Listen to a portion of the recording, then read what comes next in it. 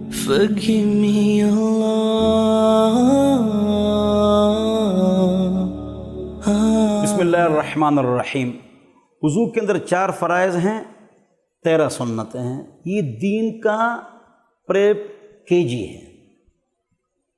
نماز میں 13 فرائض ہے، 14 واجبات ہیں، KG اور پریپ ہے، اس کا ہم کو علم نہیں۔ کتنے افسوس کی بات ہے۔ تو چہرہ دھونا، چہرہ آپ دھوئیں گے یہاں نرم حصے تک، کان کے لو سے لے کر دوسرے کان کے لو تک۔ جب چہرے پر آپ پانی ڈالیں اور داڑھی میں چہرہ نظر نہ آئے تو داڑھی کے اوپر پانی ڈالو بس۔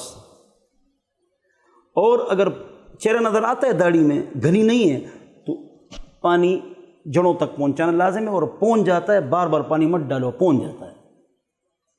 چہرہ دھونا، کونیوں سمیت ہاتھ دھونا، سر کے چوتھائی سے کا مسح کرنا فرض، پورے سر کا مسح سنت، کانوں کا مسح سنت، گردن کا مسح مستحب، ما استحبہ العلماء۔ اور پیروں کو دھونا ٹخنوں سمیت، یہ 4 فرائض۔ لا وضوء لمن لم یسمع، توضؤ بسم اللہ، جب آپ وضو کریں تو بسم اللہ پڑھیں، بغیر بسم اللہ کے وضو کا ثواب نہیں ہے۔ اور ہاتھ دھونا، کلی کرنا، ناک میں پانی ڈالنا، ہر عضو کو 3 مرتبہ دھونا یہ سنت ہے، 1 بار فرض ہے۔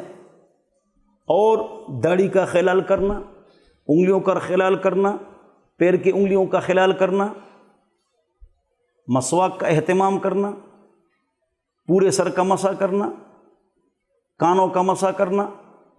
گردن کا جو مسح ہے نیچے آنا بدعت ہے، پیچھے سے شروع کرنا غلط ہے، لہٰذا یہاں پر یہ مستحب ہے۔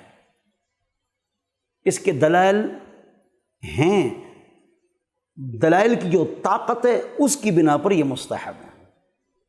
جیسے ہمارے امام شافعی رحمہ اللہ یہ حضرات فرماتے ہیں کہ بسم اللہ فرض اور واجب اور لازم ہے وضو سے پہلے، اور انہیں وضو ہوتا ہی نہیں ہے، لیکن روایت ضعیف ہے، اجماعی طور پر ضعیف ہے۔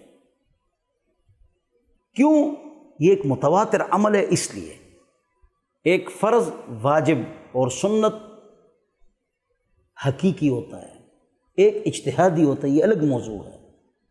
تو وضو کا سنت طریقہ آپ استعمال کریں، مسواک کا اہتمام کریں اور آہستہ آہستہ وضو کریں، اور گھر میں وضو کریں، مسجد میں بالکل وضو نہ کریں۔ یہ مہمانوں کے لیے 1200 سال یہ جگہ نہیں تھی، یہ تو اب ہم نے بنا دی، سارے مسجد پہنچ جاتے ہیں۔ گھر سے وضو کرو، ایک ایک قدم پر ایک نیکی اور ایک گناہ معاف ہوتا ہے، گویا کہ آپ احرام باندھ کے حج پر جا رہے ہیں۔ گھر میں وضو کرو، اور پانی کی صفات 3 ہیں، وہ میں نے مسئلہ آپ کو بتا دیا۔ اللہ مجھے اور آپ کو عمل کی توفیق عطا فرمائے۔